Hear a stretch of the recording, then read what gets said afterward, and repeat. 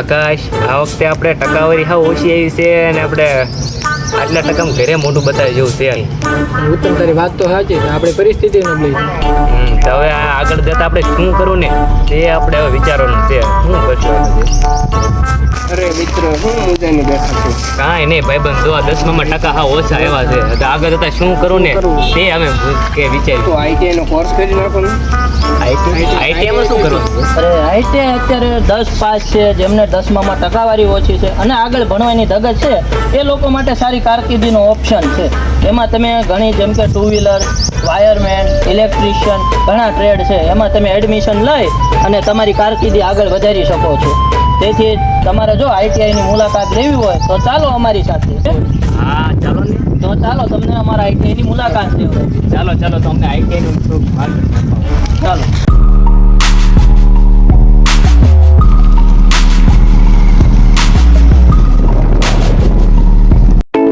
નમસ્કાર, ઔદ્યોગિક તાલીમ સંસ્થા ગરડા ખાતે આપ સૌનું હાર્દિક સ્વાગત છે.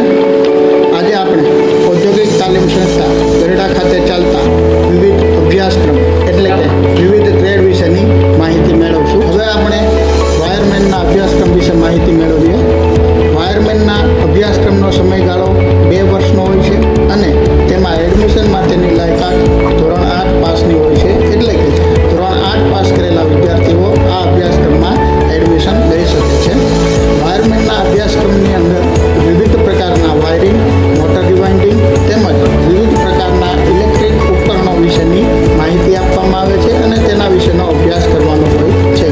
વાયરમેનમાં અભ્યાસ કર્યા બાદ તમે પીજીવીસીએલ, જેટકો વગેરે જેવા સરકારી એકમોમાં નોકરીની તક મેળવી શકો છો. હવે આપણે ફિટર ટ્રેડ વિશે માહિતી મેળવીશું. ફિટર ટ્રેડ માટેના અભ્યાસનો સમયગાળો 2 વર્ષનો છે અને તેના માટેની લાયકાત 10 પાસ છે. એટલે કે ધોરણ 10 પાસ કરેલા વિદ્યાર્થીઓ આ અભ્યાસક્રમમાં એડમિશન મેળવી શકે છે.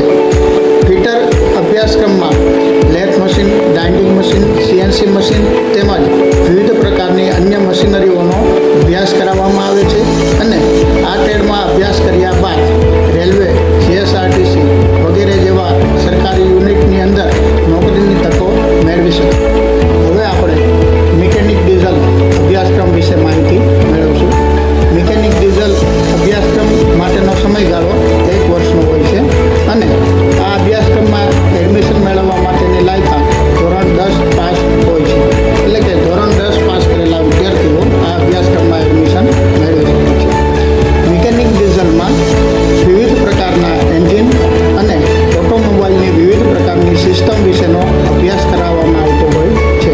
2 સ્ટ્રોક એન્જિન, 4 સ્ટ્રોક એન્જિન, એન્જિનની કુલિંગ સિસ્ટમ, લુબ્રિકેશન સિસ્ટમ વગેરે જેવી બાબતોનો અભ્યાસ આ ટ્રેડમાં કરાવવામાં આવે છે. આ ટ્રેડમાં અભ્યાસ કર્યા બાદ તમે રેલવે તેમજ જીએસઆરટીસી જેવા સરકારી એકમોમાં નોકરી કરવા માટેની તક મેળવી શકો છો. હવે આપણે 2 વ્હીલર એન્ડ ઓટો રિપેરર અભ્યાસક્રમ વિશે માહિતી મેળવશું.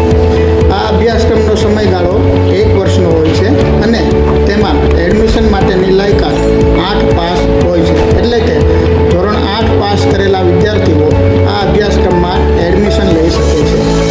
આ અભ્યાસક્રમની અંદર 2 વ્હીલર એટલે કે વિવિધ પ્રકારના મોટરસાયકલ, સ્કૂટર અને સ્કૂટરના રિપેરિંગ વિશેની માહિતી આપવામાં આવે છે અને આ અભ્યાસક્રમ એવો અભ્યાસક્રમ છે કે જેમાં ગણિત, વિજ્ઞાન, અંગ્રેજી જેવા અઘરા વિષયોનો અભ્યાસ કર્યા વગર સરળતાથી 2 વ્હીલર એન્ડ ઓટો રિપેરરનો કોર્સ કરી શકાય છે.